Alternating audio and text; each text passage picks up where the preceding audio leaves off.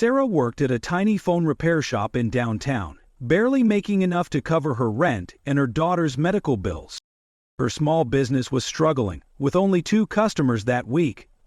When an elderly man walked in with tears in his eyes, holding his broken phone containing the last voicemails from his late wife, Sarah spent 3 hours fixing it. She knew he couldn't afford the repair cost, so she did it for free. That evening, she had to skip dinner to save money. The next morning, a black limousine stopped outside her shop. A man in an expensive suit stepped out, holding an envelope that would change Sarah's life forever. Hi everyone, welcome to Mystic Tales. Today, I'm excited to share a new story with you. Sarah opened her small phone repair shop early that morning. The street was quiet, and she checked her account balance on her phone. Only $30 remained. She sighed and turned the sign on her door to open. The rent for her shop was due in 3 days. Her daughter Emma needed her medication refilled next week. Sarah had been trying to save every penny, even skipping lunch most days.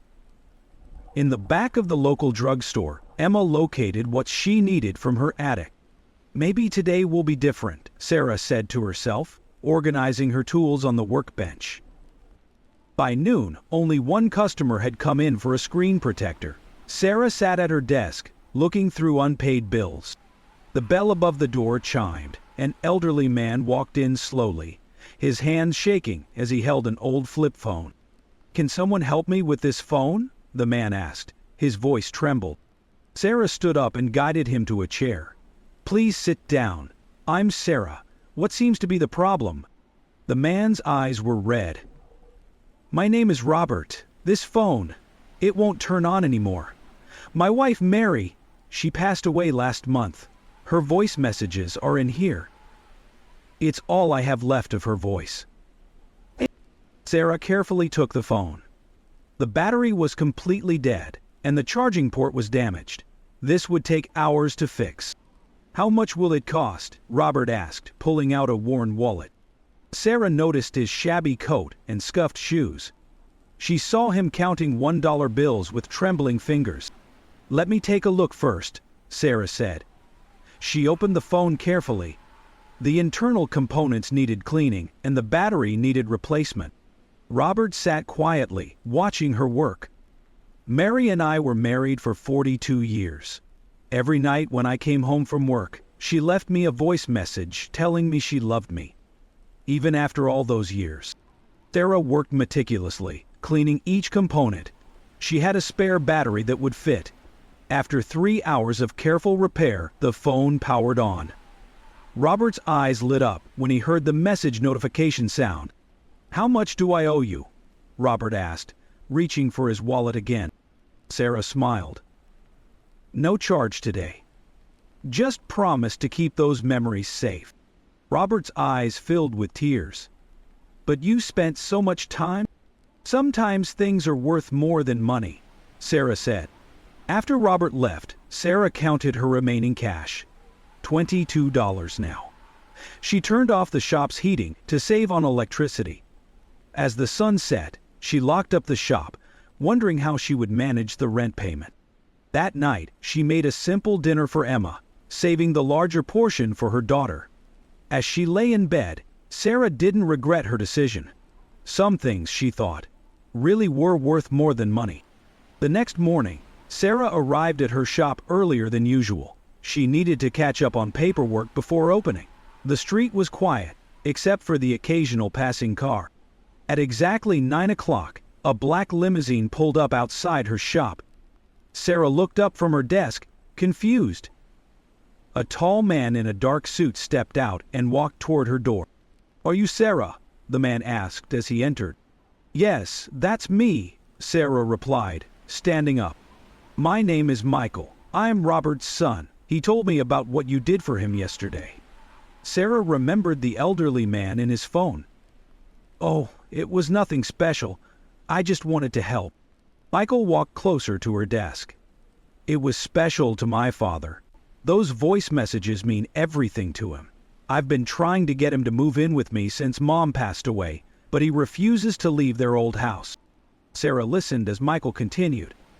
I saw him smile yesterday for the first time since we lost Mom.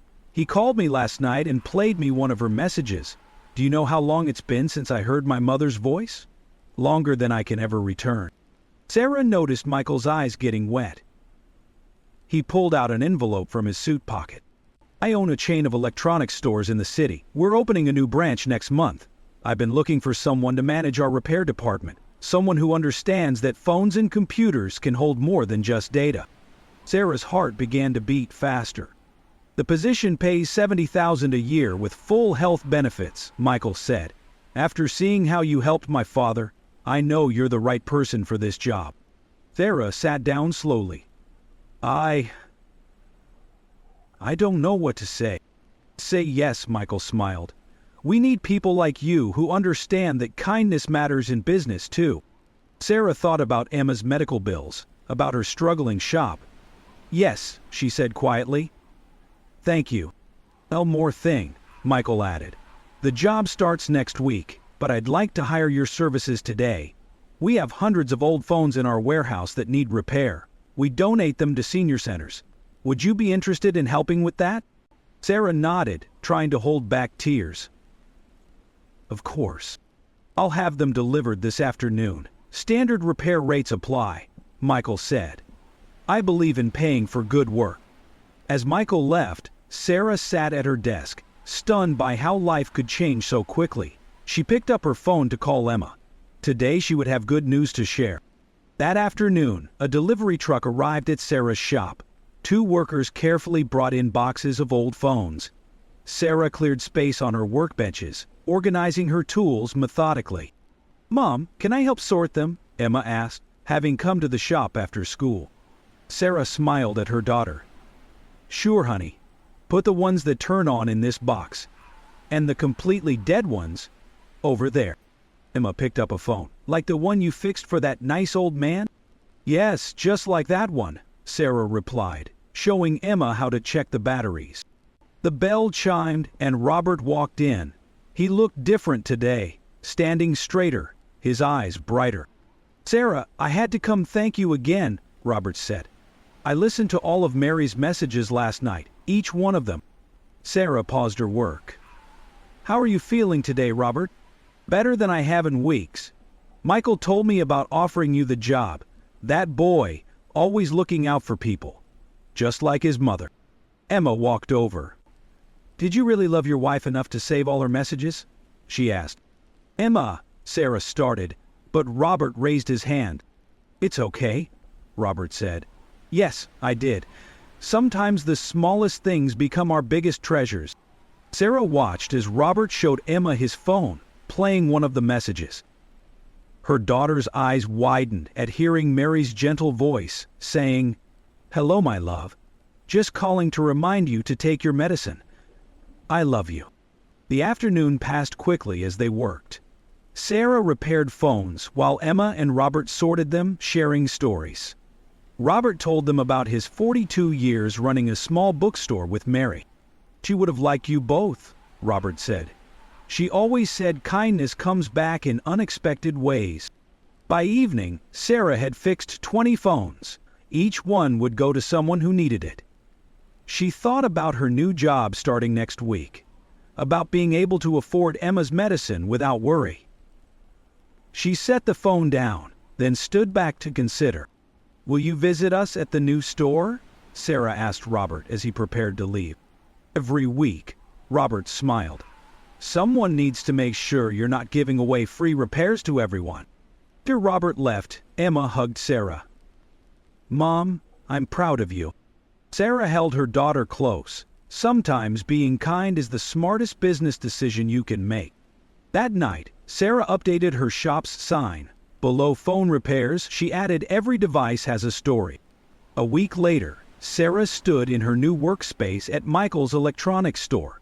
The repair department was spacious, with modern equipment she could only dream of before. Her old tools from the shop sat beside the new ones, familiar friends in a strange place. Your first customer is here, Michael said, walking in with Robert. I thought I might test out the new repair manager, Robert smiled, holding up his phone.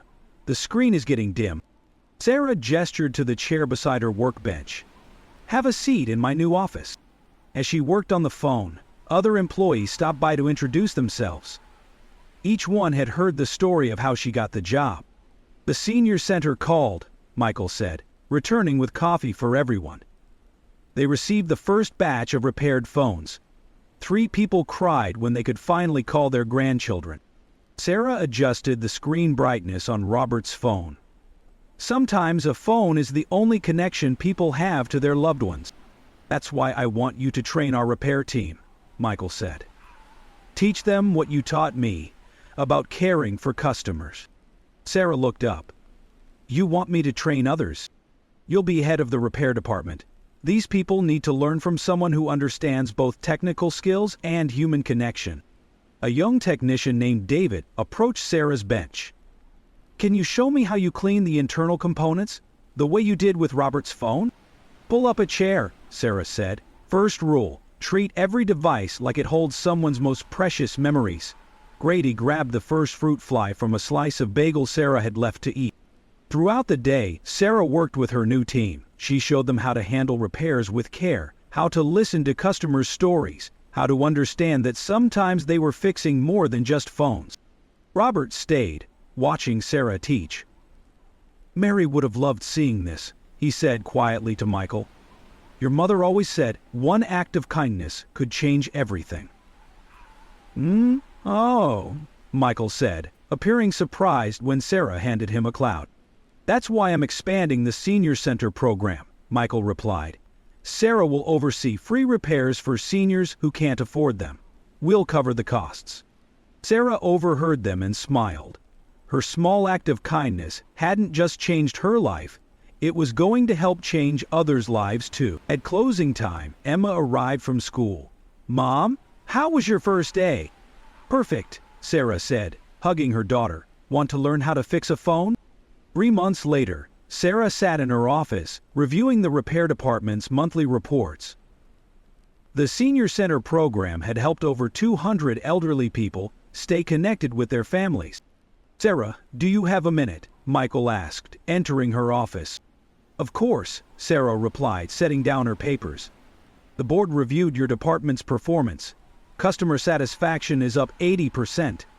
They want to expand the senior program to all our locations. In my opinion," Sarah smiled, "that would help so many people. They also approved your suggestion about the apprenticeship program. We can start training high school students in basic repairs next month." Emma walked in after school, carrying her backpack. She had started spending afternoons learning basic phone repair from Sarah's team. "Mom, guess who I saw at the Senior Center today?" Emma said. "Robert was teaching other seniors how to save their voicemails as audio files. He visits there every week now," Michael added. "Says it helps him feel close to Mom, showing others how to preserve their memories." David knocked on the office door.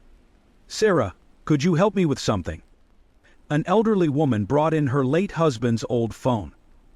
"The speaker is damaged, but she says it has their wedding song on it." "I'll be right there," Sarah said, standing up. She walked to the repair bench where an elderly woman waited anxiously. The phone was at least 15 years old. "Can you fix it?" the woman asked softly. Sarah carefully opened the phone. "We'll do our best. Would you like to tell me about the song while I work?" As Sarah repaired the phone, her team gathered around, watching her technique. Emma sat nearby, taking notes. This was more than a job now. It had become a mission, to preserve memories, to keep connections alive. That evening, as Sarah locked up the store, she remembered the day Robert first walked into her small shop. One simple decision to help someone had created a ripple effect, touching hundreds of lives. "Ready to go home?" Emma asked, holding up Sarah's coat. "Yes," Sarah said. "But first, let's visit Robert at the Senior Center. He's teaching a class on saving photo albums to digital storage today." As they walked out, Sarah looked at the store's new sign. Every device has a story. Every story matters. Loved this story? Tap that like button and subscribe to Mystic Tales for more. Let us know how this story made you feel with a single word in the comments.